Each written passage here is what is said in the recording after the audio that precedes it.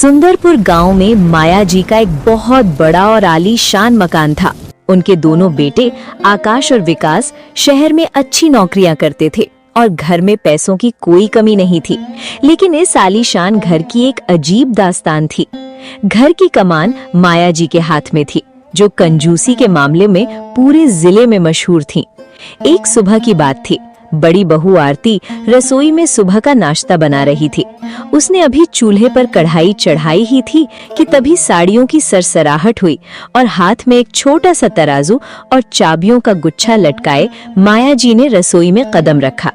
उनकी नजर सीधे आरती के हाथ पर पड़ी। अरे अरे आरती, ये क्या जुर्म ढा रही हो तुम इस घर पर? आलू की सब्जी में पूरा 1 चम्मच तेल डाल दिया। आधा चम्मच चम्मच से वापस निकालो। तेल क्या कुएं से निकलता है? लेकिन माँ जी, आज सुबह आकाश जी ने कहा था कि उन्हें थोड़ी सूखी और मसालेदार सब्जी खानी है।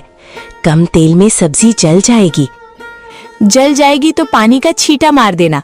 तुम्हारे पतिदेव कमाते जरूर हैं, लेकिन इसका मतलब ये नहीं कि हम घी तेल की नदियां बहा दें। और सुनो, आज दोपहर के खाने में दाल थोड़ी पतली बनाना। पानी ज्यादा डाल दोगी तो दाल ज्यादा दिखेगी और शाम तक का काम चल जाएगा। आरती बेचारी चुपचाप सिर झुकाकर अपनी सास की डांट सुनती रही। माया जी यही नहीं रुकी। उन्होंने अपनी कमर में बंधी चाबी निकाली, रसोई के कोने में रखी एक लोहे की भारी तिजोरी को खोला और उसमें से गिनकर सिर्फ 4 चम्मच चीनी और 2 चम्मच चाय पत्ती निकाली। डिब्बे वापस बंद किए, तिजोरी पर बड़ा सा ताला जड़ा और चाबी फिर से अपने पल्लू में बांध ली। आरती हर रोज इस तरह मांग मांग कर खाना बनाने से अंदर ही अंदर बहुत दुखी रहती थी, लेकिन वो कभी अपनी सास के सामने मुंह नहीं खोल पाती थी। दिन बीतते गए और वो शुभ दिन भी आ गया जब छोटे बेटे विकास की शादी शहर की लड़की पिंकी से हो गई। पिंकी दिखने में जितनी सुंदर थी, दिमाग की उतनी ही तेज और हाजिर जवाब थी। वो किसी का गलत सहने वालों में से नहीं थी। शादी की अगली सुबह जब मुंह दिखाई की रस्म पूरी हो गई तो पिंकी को बहुत तेज भूख लगी। वो कुछ खाने की तलाश में रसोई की तरफ गई। वहां आरती रसोई के प्लेटफॉर्म को साफ कर रही थी। पिंकी ने मुस्कुराते हुए फ्रिज का दरवाजा खोला, लेकिन फ्रिज के अंदर का नजारा देखकर उसकी आंखें फटी की फटी रह गईं। इतने बड़े फ्रिज में सिर्फ एक कटी हुई हरी मिर्च, थोड़ा सा सूखा धनिया और आधा कप दूध रखा हुआ था। पिंकी हैरान होकर बोली, आरती दीदी, ये हमारे घर का फ्रिज है या बर्फ जमाने वाली कोई खाली गुफा? इसमें कुछ फल, सब्जियां, मक्खन या मिठाई क्यों नहीं है? आरती इधर उधर देखते हुए धीमी आवाज में बोली, धीमे बोलो पिंकी, अगर माँ जी ने सुन लिया तो आफत आ जाएगी। इस घर में फ्रिज सिर्फ नाम का है। माँ जी बाजार से सिर्फ उतनी ही सब्जी लाती हैं जितनी एक वक्त में लग सके। उनका मानना है कि ज्यादा खाने से इंसानों का दिमाग खराब होता है और बीमारियां बढ़ती हैं। यहाँ तक कि शाम की चाय भी हम लोग बिना शक्कर की पीते हैं। पिंकी मन ही मन मुस्कुराई। अच्छा, तो हमारी सासू माँ सेहत के बहाने कंजूसी का नया रिकॉर्ड बना रही थी। आरती दीदी, अब चिंता मत कीजिए। अब इस घर में भूखे रहने के दिन खत्म। सासू माँ को उन्हीं की भाषा में सबक सिखाने का ठेका अब मैंने ले लिया है। पिंकी ने अब अपना दिमाग चलाना शुरू कर दिया था। उसने समझ लिया था कि सीधे रास्ते से माया जी सुधरने वाली नहीं है, इसलिए उसने सासू माँ पर उन्हीं के कंजूसी के अस्त्र का इस्तेमाल करने का फैसला किया। एक दोपहर माया जी ने अपनी कुछ बेहद कीमती और महंगी रेशमी साड़ियाँ पिंकी को दी और कहा, बहू, जरा इन साड़ियों को वॉशिंग मशीन में अच्छे से धो दो। कल मुझे एक शादी में जाना है। पिंकी ने साड़ियाँ ली और वॉशिंग मशीन के पास गई। उसने मशीन में पानी तो भरा, लेकिन सर्फ का डिब्बा छुआ तक नहीं। उसने साड़ियों को सिर्फ सादे पानी में 2 बार घुमाया और ले जाकर छत पर धूप में सुखा दिया। शाम को जब माया जी अपनी साड़ी लेने गई तो साड़ियों में से पसीने और धूल की हल्की बदबू वैसी ही आ रही थी। माया जी साड़ी सूंघते हुए बोली, अरे पिंकी बहू, ये क्या किया तुमने? साड़ियाँ साफ क्यों नहीं हुई? इसमें सर्फ की खुशबू क्यों नहीं आ रही है? पिंकी बेहद मासूम चेहरा बनाकर बोली, अरे माँ जी, कल ही तो आपने कहा था कि पैसे बहुत मुश्किल से आते हैं। मैंने हिसाब लगाया कि अगर मैं आपकी इन साड़ियों में 2 चम्मच सर्फ डालती तो कम से कम 5 रुपए का नुकसान होता। और वैसे भी सर्फ के केमिकल से साड़ियों का कीमती कपड़ा घिस जाता है। हवा और धूप तो मुफ्त की है, उसी से साड़ियाँ साफ हो गईं। मैंने आपके 5 रुपए बचा लिए माँ जी। माया जी शौक में पिंकी का चेहरा देखती रह गई और बिना कुछ बोले अपना सर पकड़कर बैठ गई।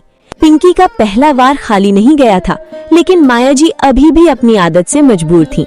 कुछ दिनों बाद माया जी की किटी पार्टी की 4 सहेलियां उनके आलीशान घर पर आईं। माया जी ने सोफे पर बैठकर अपनी सहेलियों के सामने खूब शेखी बघारी। फिर उन्होंने रसोई की तरफ आवाज लगाई, बड़ी बहू, छोटी बहू, जरा अंदर जाओ और मेरी सहेलियों के लिए बढ़िया केसर बादाम का गाढ़ा शेक बनाकर लाओ। आरती किचन में डर गई क्योंकि तिजोरी में बादाम और दूध बहुत सीमित थे। लेकिन पिंकी ने कहा, दीदी आप हटिए, आज सासू माँ की सहेलियों की खातिरदारी मैं खुद करूंगी। पिंकी ने आधा गिलास दूध लिया, उसमें 4 बड़े गिलास ठंडा पानी मिलाया। फिर उसने तिजोरी से चुराए हुए सिर्फ 1 बादाम के 4 बारीक टुकड़े किए और उन्हें पानी वाले दूध के ऊपर तैरा दिया। वो बड़े ठाट से ट्रे सजाकर हॉल में ले गई और सबके सामने गिलास रख दिए। जैसे ही माया जी की सहेलियों ने उस दूध को देखा, उनका मुंह बन गया। एक सहेली ने चम्मच से बादाम का टुकड़ा उठाते हुए कहा, अरे माया, ये तुमने बादाम शेक मंगवाया है या सफेद पानी की नदी? इसमें तो पानी भी शर्मा जाए। ऐसा लग रहा है जैसे दूध गलती से पानी में गिर गया हो।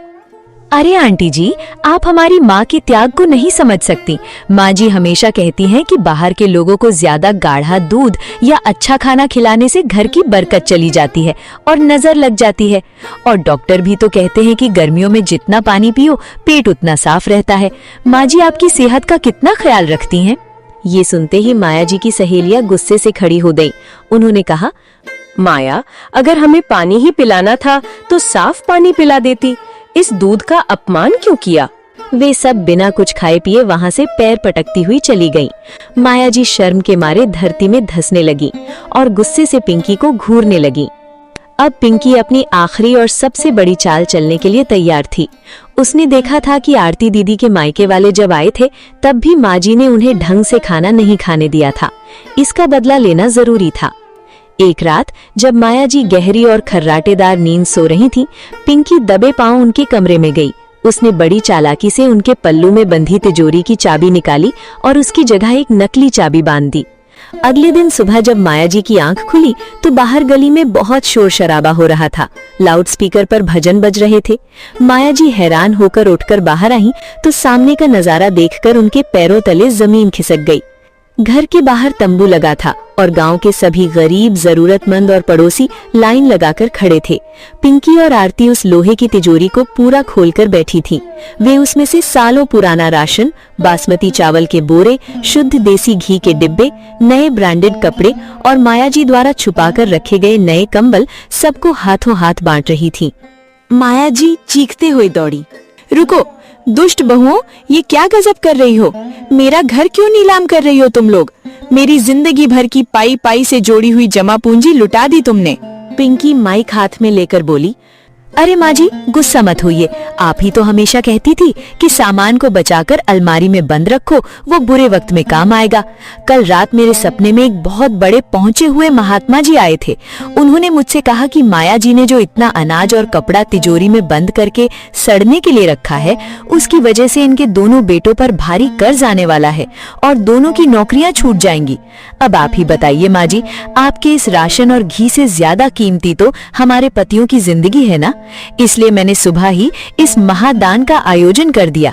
विकास और आकाश, जो पहले से पिंकी के प्लान में शामिल थे, आगे आए।